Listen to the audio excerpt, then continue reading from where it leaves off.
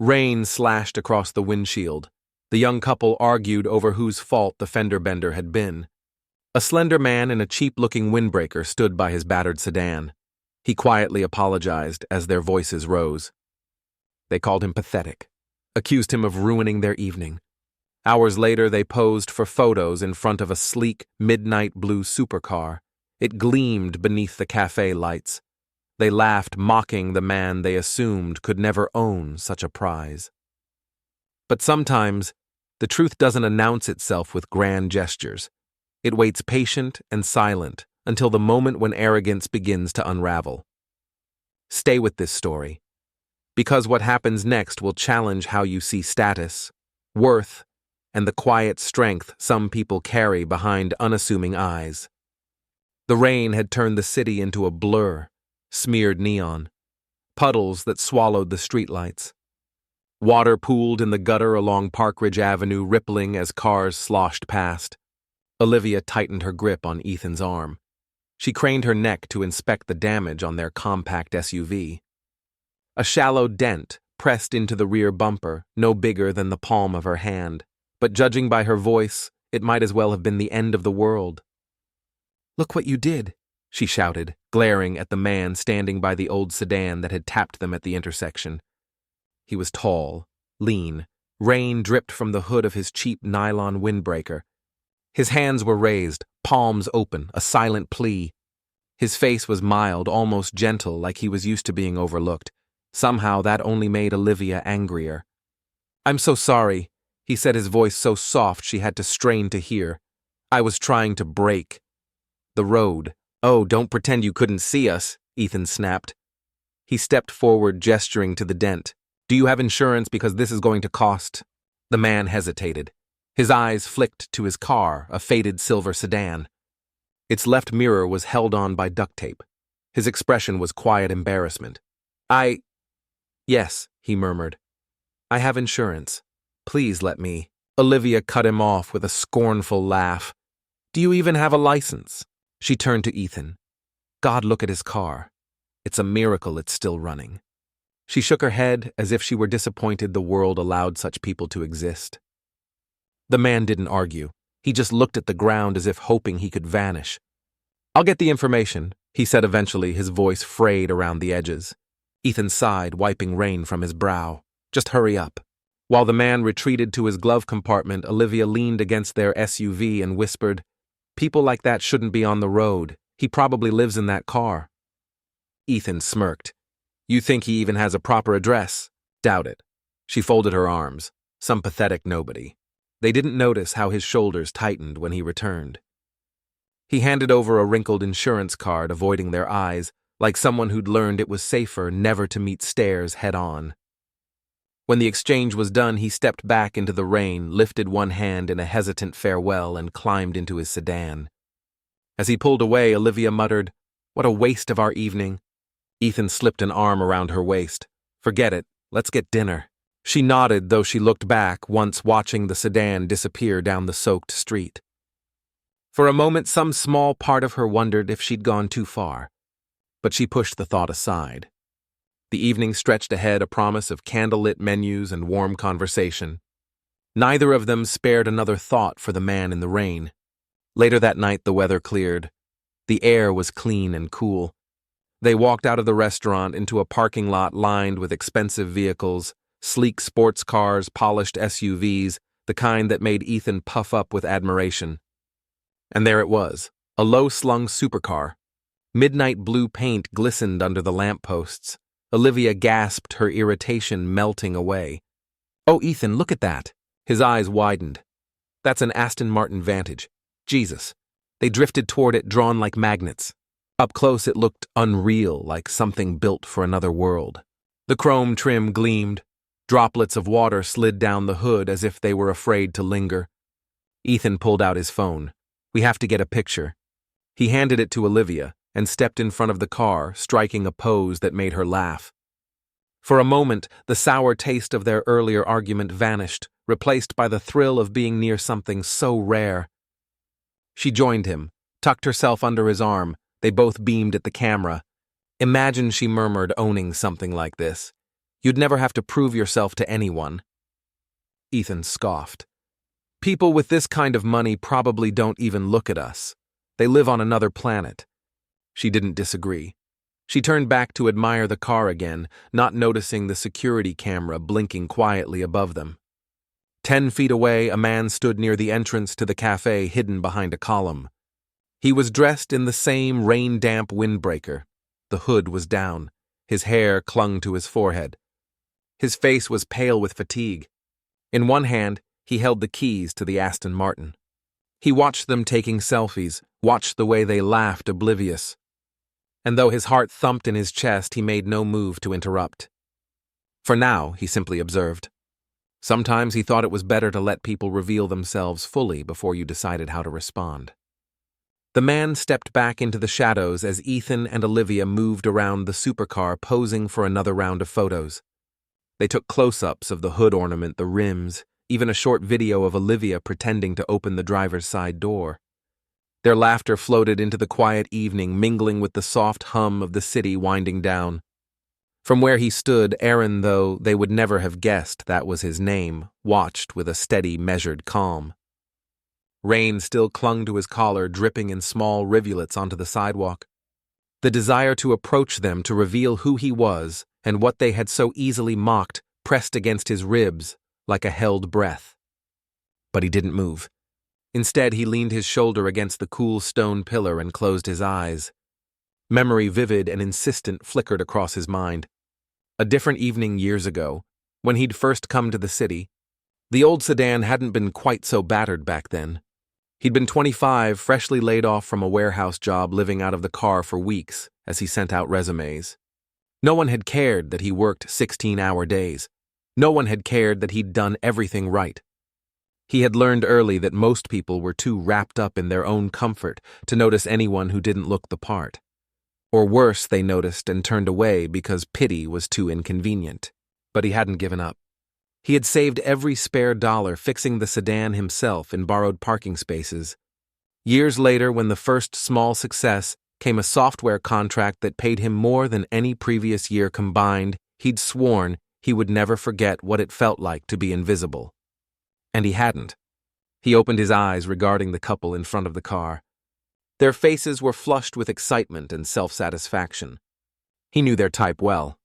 He had once been overlooked by 100 of them in a single day. He turned and walked into the cafe, deciding to give them time to finish. He didn't relish humiliating them, not exactly. But some lessons only come when your assumptions collide hard and unyielding with reality. Inside the cafe smelled of fresh espresso and lemon tart. The warm air softened the chill in his bones. He ordered a black coffee at the counter and sat by the window, glancing occasionally through the glass to where Olivia and Ethan lingered. They were still there when his cup was empty. Outside, Olivia swiped through the pictures, giggling at each one. "God, the way I look in this light, I almost look famous," she said, brushing her hair behind her ear. Ethan smirked. "Well, you look better than that loser from earlier. Did you see his face when you called him pathetic? Please." She rolled her eyes. If he didn't want people to treat him like nothing, maybe he should have tried harder in life. Aaron's fingers tightened around the handle of his coffee cup. He looked down at the dark swirl of liquid, forcing himself to take a slow breath. He remembered too clearly what it had cost to claw his way out of obscurity. The debt, the nights without food, the job interviews where people never looked him in the eye. And now, ironically, he had become someone they would smile at, hoping he might notice them. He rose from his seat, dropping a bill on the table. His reflection in the glass door caught his eye, tired eyes, rain-spiked hair, and a faint, weary sadness he couldn't quite shed. No matter what he drove, he'd never feel fully separate from the man they had mocked. The automatic doors whispered shut behind him as he stepped out into the parking lot. The couple was still absorbed in their photos. He approached without hurry, the key fob in his hand. When he stopped beside them, neither looked up at first. It wasn't until he pressed the button and the headlights winked on that Ethan turned, startled. The smile on Ethan's face faltered. Olivia's phone dipped, confusion wrinkling her brow. Aaron inclined his head politely, voice quiet but carrying. "Excuse me." Ethan's eyes darted from the keys to Aaron's rain-wet jacket and back again. You're... The owner Aaron finished evenly. Olivia's lips parted. For a moment, no words came. She glanced at Ethan as if silently pleading for him to say something that would explain it all away. But Ethan had gone pale. He swallowed, his voice hoarse. We were just taking pictures, Aaron suggested, one eyebrow raised, admiring the car. Olivia looked down, her cheeks flushing. We didn't mean anything by it. A hush settled over the parking lot, thick enough to choke on. Even the wind seemed to still. Aaron exhaled slowly. He said it's strange. You never really know who you're speaking to, or who you're stepping on to feel taller. Neither of them spoke. 100 retorts trembled on the edge of their silence, but none of them survived the air between them. He looked at the car for a moment, then back at their stricken faces. I think you've had enough photos for tonight. With that, he circled to the driver's side door. It swung open with a soft click that felt louder than any accusation. He didn't slam it shut, didn't speed away. He simply climbed in, adjusted the mirror, and started the engine. The purr of the supercar filled the lot as he backed out, sparing them one last glance. Their expressions were the same ones he'd worn long ago when he realized the world didn't owe him understanding or kindness. The difference was he had learned to build himself up anyway, and now as he eased onto the street he wondered if they would ever bother to learn the same lesson. The street was almost empty as Aaron guided the supercar away, the engine's low growl fading into the distance. He kept his eyes on the road, though he couldn't stop replaying the look on their faces when they understood who he was. It didn't bring the satisfaction he might have imagined. If anything, it left a hollow ache behind his ribs, as though he'd only proven how easily people could be measured by surfaces. He pulled onto a quieter boulevard lined with brick storefronts and old trees shedding rainwater in glistening drops. The road was slick, but he drove without hurry. His phone buzzed once in the cup holder, a message from his assistant, reminding him about a conference call the next morning, but he ignored it. Instead, he let the memories flood in. The first time he'd seen this car in person, he'd stood on the other side of the dealership's glass wall, soaked to the bone in a borrowed suit that didn't fit. The salesman hadn't even bothered to unlock the door for him. He'd waited nearly half an hour before finally leaving, convinced he would never belong in any place like that. And yet, here he was, at a red light. He rested his forehead against the leather steering wheel, trying to shake the sense that success had only made him lonelier. When the light turned green, he continued driving until he reached an old parking garage tucked behind a row of offices. He pulled into his reserved space and cut the engine. The silence descended as if the car itself were exhaling. He stayed there a while, listening to the rain tapping on the roof until his heart settled. Then he stepped out and locked the doors with a soft beep. Inside the building, the air smelled of fresh paint and concrete dust. The elevator carried him to the 12th floor, where he unlocked a suite of glass-walled offices. The lights came on in a series of gentle clicks, illuminating a space that felt too large for one person. Along the far wall hung a photo him in the early days of his business, grinning, holding a small plaque. The plaque read Perseverance. He had hung it there to remind himself what mattered most. But tonight it looked almost like a taunt. He set his keys on the table and rubbed his face with both hands. The satisfaction of proving the couple wrong had evaporated, replaced by something heavier. Aaron walked to his desk, picked up a pen, then set it down again. He didn't want to work. He wanted to feel something besides this quiet fatigue. He sat down and closed his eyes. How many times had he told himself he was past caring what people thought? He pictured Olivia's smirk, the way she'd looked him up and down, as if she could tally his worth with one glance. Even now her words echoed in his head. Some pathetic nobody. He tried to imagine how she'd grown up, what had shaped her to assume so quickly. And Ethan, was he just trying to impress her? Did they even realize how ordinary their cruelty had been? His phone buzzed again. This time he checked it. A message from his old friend Marcus, who ran a small garage where Aaron had once worked part-time. Marcus, heard you were back in town. Drop by if you feel like it. Miss seeing you, brother. Aaron hesitated. Marcus was one of the few who'd seen the worst of him and never looked away. On impulse, he typed a reply. I'll come by tomorrow. He slipped the phone into his pocket, feeling some of the tension ease from his shoulders. When he finally left the office, the rain had stopped. The city was washed clean, the sidewalks shining under the street lamps. At the same time, a few miles away, Olivia and Ethan sat in their small apartment, the TV flickering across their blank faces. Neither had said much since coming home. Ethan's hands rested on his knees, his jaw clenched. "We looked like idiots," he muttered. Olivia didn't argue. She tucked her feet beneath her, studying the carpet. "I can't believe that was his car," she whispered. He rubbed a hand over his mouth. "We shouldn't have said what we did." She nodded. But why wouldn't he say something right away? Maybe because he didn't have to. Ethan's voice was brittle.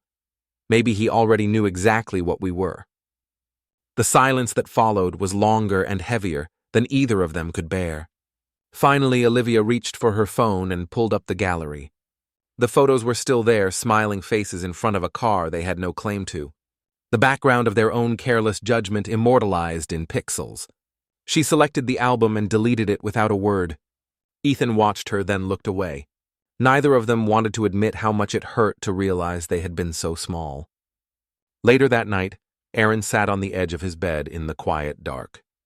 His thoughts drifted back to the parking lot, to the moment he could have humiliated them further. Could have said everything he'd held in his chest for years, but he hadn't. And maybe that was the victory. He lay back, letting his eyes close as the city hummed outside. The memory of their stunned silence lingered, but it didn't taste as sweet as he'd imagined. Still, for the first time in a long while, he felt as if some old wound had closed, even if imperfectly. Morning sunlight angled through the blinds, striping the floor in pale gold. Aaron dressed quietly, pulling on dark jeans and a soft charcoal sweater. The old routine coffee key's phone felt grounding. He glanced at the Supercar key fob where it lay on the kitchen counter, then slipped it into his pocket. When he stepped outside, the street was still damp from the rain, and the air smelled fresh, almost hopeful. He locked the door and started the short walk to Marcus's garage. He hadn't been back there in over a year. Work had swallowed him up, travel conferences, the relentless pace of building something big enough that no one would ever look down on him again. And yet, when he was honest with himself, he knew that dream had always been a shield. Marcus's garage was tucked behind a row of warehouses. The paint was peeling on the sign, but the windows gleamed as if Marcus scrubbed them himself every Sunday. Aaron smiled despite himself. Inside, the familiar sense of grease rubber and strong coffee wrapped around him. Marcus looked up from under the hood of an old pickup, his weathered face breaking into a grin. "Well, look who remembered where he came from." Aaron chuckled. "You still pretending this place doesn't fall apart without me?" Marcus wiped his hands on a rag and pulled him in for a hug. It was the first real warmth Aaron had felt in days. "Sit," Marcus said, nodding toward an upturned crate. "Tell me what you've been doing, besides buying toys." Aaron took the seat, leaning back. "Working too much. Thinking too much. You know, all the glamorous parts of success." Marcus arched an eyebrow. "You look tired, like you're still waiting for something to feel different." Aaron didn't answer. Instead, he stared past Marcus, at the cracked concrete floor, the place where he'd once spilled oil on his only good shirt and apologized a dozen times. Marcus had just laughed, clapped him on the shoulder, and said, "No use crying about it. You clean it up, you move on." It had felt like the truest thing anyone ever told him. Maybe that was why he'd come back here. Marcus followed his gaze. "You thinking about that day you broke the drain plug?" Aaron huffed a laugh. "I thought you'd fire me. I thought you'd quit," Marcus said gently. "But you didn't." They sat in silence for a while, the only sounds the steady ticking of the cooling engine and the occasional hum of a passing car. When Marcus finally spoke again, his voice was thoughtful. "You know, it's easy to get used to proving people wrong, to carrying that chip on your shoulder everywhere you go." Aaron swallowed. "It doesn't feel as good as I thought it would." Marcus nodded. "Yeah, it usually doesn't." Meanwhile, across town, Olivia sat at the cafe where the confrontation had happened. She stared into a cup of lukewarm coffee, replaying every word she and Ethan had said. He hadn't come with her. They'd argued late into the night about what it meant, how it looked, who they had proven themselves to be. Now alone, she felt raw in a way she hadn't expected. She remembered the way the man's eyes Aaron she'd heard someone call him had rested on her. Not cruel, but searching. As if he were deciding whether he'd wasted his time rising above people like her.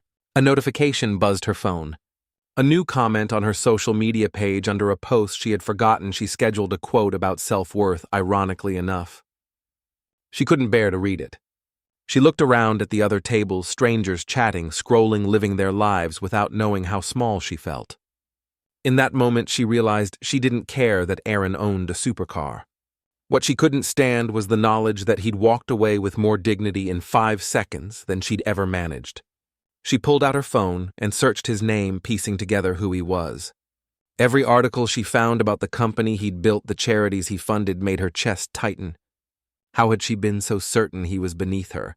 She didn't have an answer. Aaron left the garage a little before noon. Marcus clapped him on the shoulder. "Don't wait so long next time." "I won't," Aaron said, and meant it. He walked back slowly, stopping to buy fresh bread at the corner bakery. The woman behind the counter greeted him by name. In all the years he'd lived here, she'd never treated him any differently before or after success. He realized with a start that he'd missed that more than he knew.